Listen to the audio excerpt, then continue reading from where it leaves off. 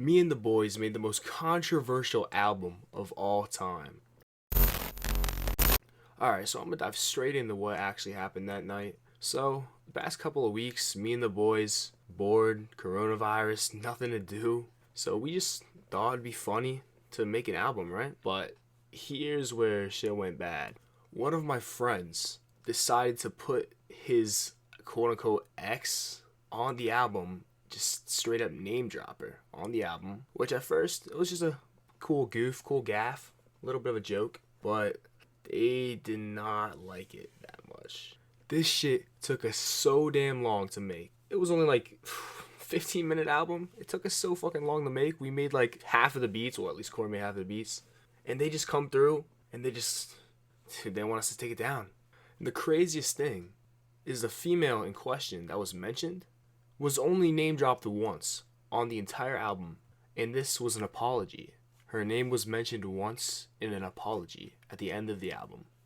But since she's from Australia and an Australian girl was mentioned, that has to be her, according to the group of females and their friends. So these girls took it upon themselves to spam the ever-living shit out of not only the guy who actually sung the lyrics, but me and the other people who were on the album, which was just fucking crazy. They hated on us so much, you would have thought that we just threatened to kill their entire family.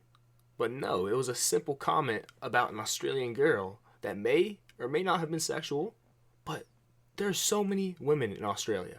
Pulling up the facts right here, there are 12.6 million females in Australia, and she had the audacity to think that she was one of this 12.6, when in reality, we could have been talking about anyone else.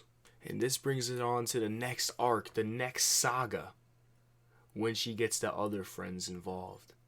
And if you've ever been in an argument with a woman that you don't really know, or like that you know you're not really a friend with, and you piss them off, you best believe they're bringing all of their fucking friends to anally annihilate your shit. Now, they didn't personally do this to me, but to the kid that actually wrote the lyrics, Bruvy Sports, by the way, go subscribe to him. He got shit on.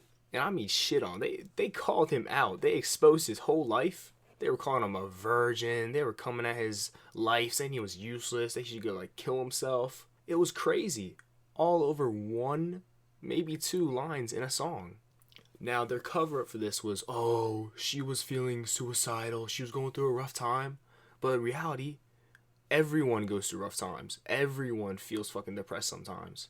You shouldn't use that as an excuse to fucking harass people and just come at people for no reason. Our album had nothing but good intentions, but people still could not understand that. It's just crazy to me how a joke can be perceived so wrong.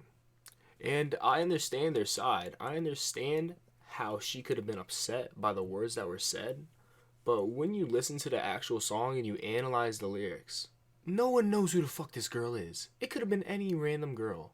And they assumed, just because he had a relationship with her, I guess you could call it that it was her. And the only time her name was mentioned is when he was apologizing, and they just assumed everything else was her. It's crazy. So now this is going to lead on to our response to all this. So at first, they asked us to take the album down. We took it down out of respect for them. Alright, your feelings are hurt. I understand. We'll take it down because we didn't want any trouble. So we took it down, right? We took out the two things that were bad, like I guess you could say that hurt her feelings, and we kept the other 5 songs in the album. So you could still go and listen to them today. They're kind of shit, but it's just for fun. Link will be in the description. But yeah, they made us delete 2 songs that we thought were hilarious. We thought were funny. We spent a decent amount of time on it for no reason. And it's just, it's baffling. It's crazy. And I feel like they could have handled it much better. They spammed me. I had at least like 100 text messages yesterday, and I had nothing to do with the situation. Random girls coming at Dalton, screaming at him, doing all this shit, calling him. It was crazy. Threats to report to our principal. Insane. It just turned into something that it shouldn't have been. All from a joke. But that didn't stop us at all. We still had 400 plays in the first hour for a fucking meme album. A meme album? That's fucking crazy.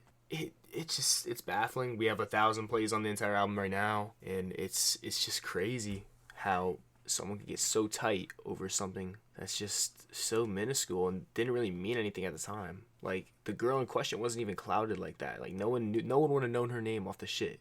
And we live like 2 hours away from them. But anyways, guys, thanks for all the support. You can check it out in the description. The album's not that good, but it's funny as fuck. You'll laugh, I promise. And another thing regarding my YouTube channel, I plan to update shit. I deleted all my shit because I thought it was corny. So I plan on uploading shit later in the future, like close, because I really don't have anything else to do. So I'm going to update like funny shit, like the R6 shit I used to do. And just like funny shit. I might start playing Fortnite again. We'll see. Peace out, bitches.